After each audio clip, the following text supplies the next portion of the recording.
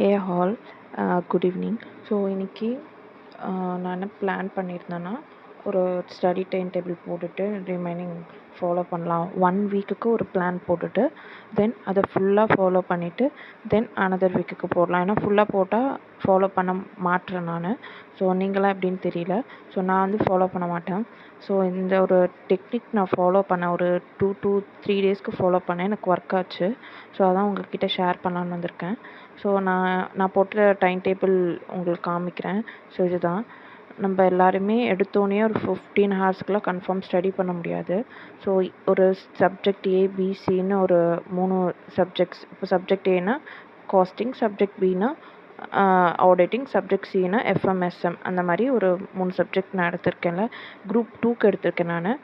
So எப்படி பிரிச்சிருக்கேன்னா, டே 1 டே டே ஐ மீன் 1 வீக்குக்கானது டே 1 டே 2 அந்த மாதிரி லைனாக டே 1 to 7 வரைக்கும் போட்டிருக்கேன்.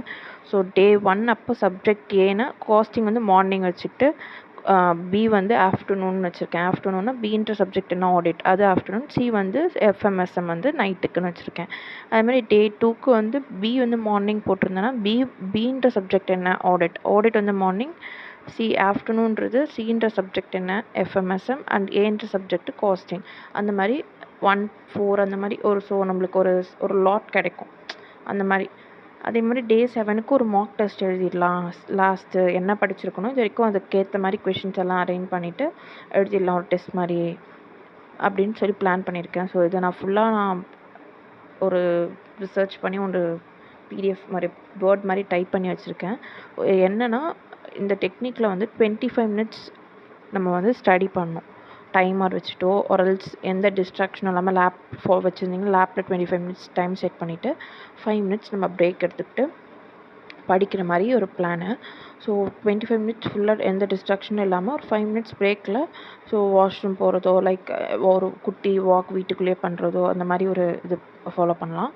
இந்த மாதிரி நம்மளுக்கு வந்து ஒரு 5 மினிட்ஸ் பிரேக், 25 மினிட்ஸ் படிக்கணும், 5 மினிட்ஸ் பிரேக், அகெயின் 25 மினிட்ஸ் படிக்கணும், 5 மினிட்ஸ் பிரேக். இந்த மாதிரி 2 ஹார்ஸ்க்கு வந்து நான் ஸ்லாட் பிளான் பண்ணியிருந்தேன். ஸோ இந்த டெக்னிக் பற்றி என்னன்றது ஃபுல்லாக நான் கொடுத்துருக்கேன். நீங்கள் வேணால் பாஸ் பண்ணிவிட்டு படிச்சுக்கோங்க. அண்ட் தென் வந்து இது எப்படி ஒர்க் ஆகுதுன்னு கொடுத்துருக்கேன். எப்படி ஒர்க் ஆகுது எக்ஸாம்பிளும் கீழே கொடுத்துருக்கேன். இப்போ நான் வந்து ஒய் இட் ஒர்க்ஸ் அப்படின்னா, நம்ம 25 மினிட்ஸ்க்கு வந்து ஃபுல்லாக கான்சன்ட்ரேட் பண்ணி நம்மளால் படிக்க முடியும் எந்த டிஸ்ட்ராக்ஷனுமே இல்லாமல். அண்ட் தென் வந்து ஒரு எக்ஸாம்பிள் கீழே கொடுத்துருக்கேன், அதை பாருங்கள். இப்போ சப்ஜெக்ட் ஏ எடுத்துக்கிற காஸ்டிங் எடுத்துக்கிட்டேன். 3 ஹார்ஸ் வந்து நான் நியூ சாப்டர் படிக்கிறேன், சரிங்களா? அதில் 0.5 ஹார்ஸ் வந்து ரிவிஷன் தான் பண்ண போகிறேன். ஐ மீன் 3 ஹார்ஸ் இல்லாமல் 0.5 ரிவிஷன் பண்ண போகிறேன். 25 மினிட்ஸ் ஸ்டடி பண்ணிவிட்டு 5 மினிட்ஸ் பிரேக்கு, திரும்ப ரிப்பீட். அது மாதிரி 15 மினிட்ஸ் வந்து ஒரு பெரிய லாங் பிரேக் எடுப்பேன். அண்ட் தென் 2 ஹார்ஸ்க்கு அப்புறம் அதே மாதிரி ரிவைஸ் பண்ணுவேன். ஸோ இந்த டெக்னிக் எப்படின்னா 25 மினிட்ஸ் பக்கா ஸ்டடி பண்ணணும், ஒரு பிரேக் எடுத்துகிட்டு திரும்ப படிக்கணும், திரும்ப பிரேக்கு, திரும்ப ஸ்டடி பண்ணணும், திரும்ப பிரேக். இது வந்து ஃபாலோ பண்ணி பாருங்கள், ரொம்ப யூஸ்ஃபுல்லாக இருக்குது. ஸோ இதுதான் நான் வந்து 2 ஹார்ஸ்க்கு பிளான் பண்ணி வச்சுருக்கேன். இப்போ 3 ஹார்ஸ் ஃபுல்லாக முடிச்சுட்டு 5.5 ஹார்ஸ் இப்போ இது வரைக்கும் என்ன படிச்சனோ அதை ரிவைஸ் பண்ணோம். ஃபஸ்ட் டைம் நல்லாவே டைம் எடுத்துச்சு எனக்கு. 1 ஹார் படித்தது, 3 ஹார்ஸ் படித்ததை ஒரு 1.5 ஹார்ஸ் கிட்ட நான் ரிவைஸ் பண்ணிகிட்டே இருந்தேன். போக போக டைம் கொஞ்சம் கம்மியாக கன்சியூம் பண்ண ஆரம்பிச்சிட்டேன். ஸோ இந்த மாதிரி ஷெட்யூல் நான் போட்டிருக்கேன். உங்களுக்கு கம்ஃபர்டபுளாக இருக்க மாதிரி ஃபாலோ பண்ணிக்கோங்க. ஆனால் இந்த டெக்னிக் ஃபாலோ பண்ணுங்கள். 25 மினிட்ஸ் ஸ்டடி பண்ணணும், 5 மினிட்ஸ் பிரேக் எடுக்கணும். இது இப்போது எக்ஸாம்பிளுக்கு காஸ்டிங் எடுத்திருக்கேன். இது ஸ்டடி ட்ராக்கர். காஸ்டிங்கில் வந்து மொத்தமாக டோட்டலாக 14 சாப்டர்ஸ் இருக்குது நமக்கு. இந்த 14 சாப்டர்ஸில் ஏபிசி அனாலிசிஸ், இப்போ இது வந்து ஃபஸ்ட் சாப்டர் வந்து பி, அந்த மாதிரி ஒரு கேட்டகிரியாக பிரிச்சுருக்கேன். எது இம்பார்ட்டன்ஸோ அதில் வந்து கம்ப்ளீட்டட், அப்புறம் remaining first revision, second revision பிரிச்சுருக்கேன். டோட்டலாக வந்து 5 ரிவிஷன்ஸ் வரைக்கும் நான் வச்சுருக்கேன். முதல் ரிவிஷன் முடிச்சிட்டோன்னா கம்ப்ளீட்டட் மாதிரி போட்டுப்பேன். அதே மாதிரி ப்ரீவியஸ் இயர் கொஷின் பேப்பர்ஸில் 18 to மே 18லேருந்து இப்போ மே 25 வரைக்கும் கடைசியாக முடிஞ்சிருக்கு. ஸோ கடைசியாக மே 25 வரைக்கும் வச்சுருக்கேன். அண்ட் தென் ஆர்டிபியும் சேம் எம்டிபியில் வந்து 2 இருக்குது. ஸோ ஒரு எம்டிபிக்கும் ரெண்டு காலம் விட்டுருக்கேன், ரோ விட்டுருக்கேன். அதே மாதிரி இல்லுஸ்ட்ரேஷனுக்கு புக் பேக்கு, பிபின்னா புக் பேக்கு. ஸோ இப்போ எக்ஸாம்பிளுக்கு வந்து இப்போ இல்லுஸ்ட்ரேஷன் வந்து இதில் வந்து ஒரு 14 இருக்குதுன்னு வச்சுக்கோங்க. அதே மாதிரி புக் பேக் வந்து 7 இருக்குது, எக்ஸாம்பிளுக்கு சொல்கிறேன். ஸோ இந்த மாதிரி முடிச்சிட்டேன்னா ஸோ கம்ப்ளீட் பண்ணுறேன், கம்ப்ளீட்டட் போட்டு. ஸோ எனக்கு ஒரு ட்ராக் தெரியும், இதில் இவ்வளோ இருக்குது, நான் இவ்வளோ முடிச்சிருக்கேன் அப்படின்ற எனக்கு ஒரு கேல்குலேஷன் தெரியும்.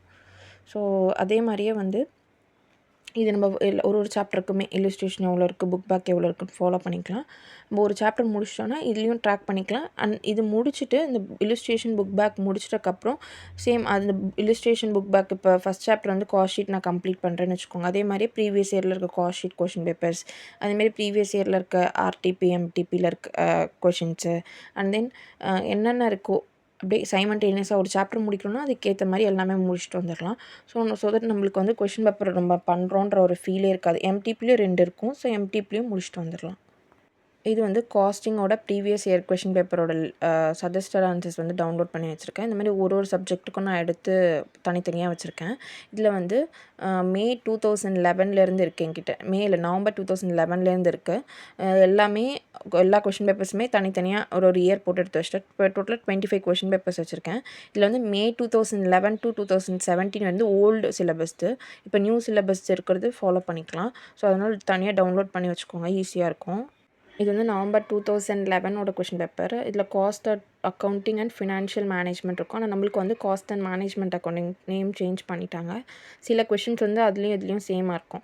ஐ மீன் புக்கில் இருக்க கொஷின்ஸும் அதில் சேமாக இருக்கும். ஸோ 2018லேருந்து நம்ம ஃபாலோ பண்ணால் நம்மளுக்கு இன்னும் ஈஸியாக இருக்கும். இது 2018ஓட கொஷின் பேப்பர். இது காஸ்ட் அண்ட் மேனேஜ்மெண்ட் அக்கவுண்டிங் அப்படின்னு நம்மளுக்கு தனியாக மாற்றியாச்சு. ஸோ ஒரு கொஷின்ஸும் பார்த்துக்கோங்க. ஸோ அதுக்கேற்ற மாதிரி 2011 இருக்க கொஷின் பேப்பர்ஸும் டவுன்லோட் பண்ணி படித்தாலும் ஓகே, ஆர்எல்ஸ் 2018லேருந்து படித்தாலும் ஓகே. நான் 2018லேருந்து ஃபாலோ பண்ணிவிட்டு அண்ட் தென் எக்ஸ்ட்ரா ஏதாச்சும் கொஷின்ஸ் இருந்தால் ரெஃபர் பண்ணிக்கலாம்னு வச்சுருக்கேன். இப்போ இதெல்லாம் வந்து நியூ சிலபஸோட கொஷின்ஸு. உங்களுக்காக சாம்பிளுக்காக ஓப்பன் பண்ணி காட்டுறேன். அந்த மாதிரி தனியாக டவுன்லோட் பண்ணிக்கலாம். ஆர்எல்ஸ் விவிஷ் 2 ஃபாலோ பண்ணலாம். ஆனால் விவிஷ் 2ல் வந்து நிறைய கொஷின்ஸ்லாம் வந்து ஆன்சர்ஸ் எல்லாம் தப்பாக இருக்குது அப்படின்ற மாதிரி நம்மளுக்கு இருக்குது. ஸோ பிளைண்டாக அதை ஃபாலோ பண்ணாமல் நம்மளுக்கு ஐசியோட சஜஸ்டட் ஆன்சரே யூஸ் பண்ணிக்கலாம். அவ்வளோதான். தேங்க்யூ.